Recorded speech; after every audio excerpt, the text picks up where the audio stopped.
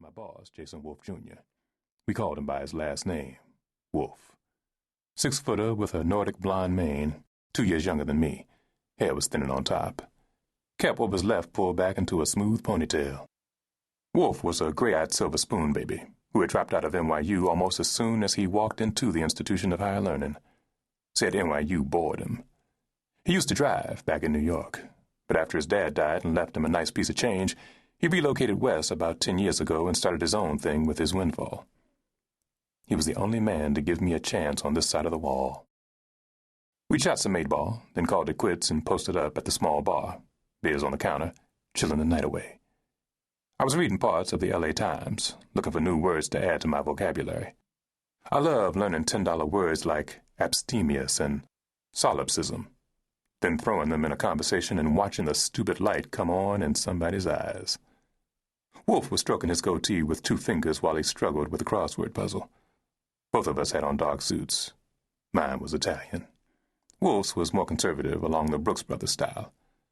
The poor always tried to look rich, and the rich tried to look normal.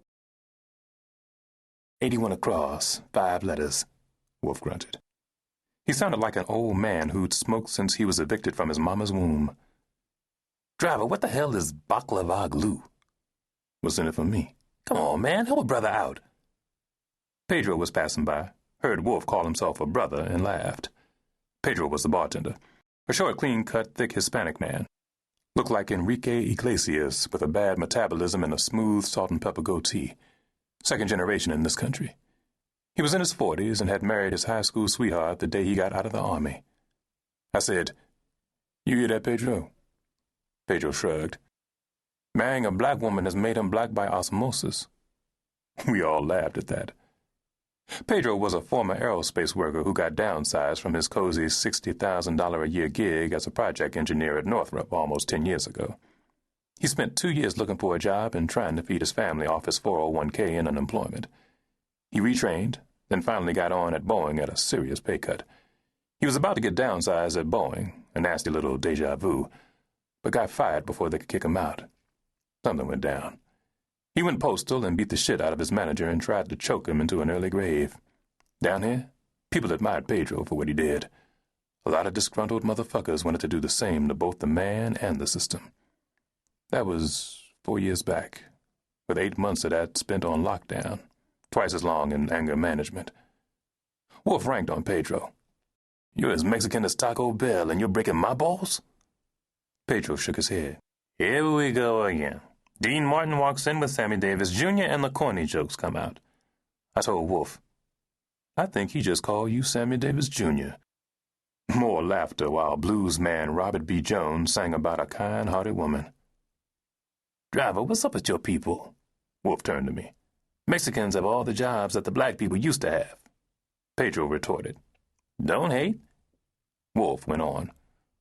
"Walk on a construction site, into the kitchen at a soul food restaurant, or check out the hotel workers, hardly a black person in sight." I shot Wolf the middle finger of love. Pedro retorted, "It's our damn country, asshole. And for your information, the original name of this land given by the original people was El Pueblo de la Reina de Los Angeles, and we had to shorten it because the gringos came over on the short yellow bus." "Are you insulting me, Pedro? Is that a racial slur I hear?" "Damn right. Your Brad Pitt-looking ass don't like it? Hop in your Ferrari and go back to whatever part of Europe your pagan people migrated from."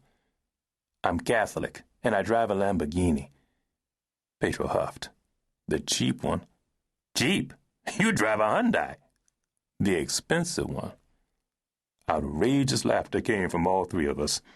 I said, "The original residents called this part of the country Winote, Pedro. Downtown was Yanya. Next time you put a motherfucker in his place, have your facts straight." Pedro said, "You're an asshole, driver." Wolf added, "A damn Encyclopedia Brown." You know, walking around with his head filled with useless information. I flipped both of them off. We all laughed, and that felt better than chicken soup. I had a rough day. I'd driven a rapper to do an interview at a hip-hop radio station on Wilshire, not far from the La Brea tar pits. A gangster rapper who ain't never been in a gang. He was buffed and hardcore, but rumors had been circulating about his sexual preferences.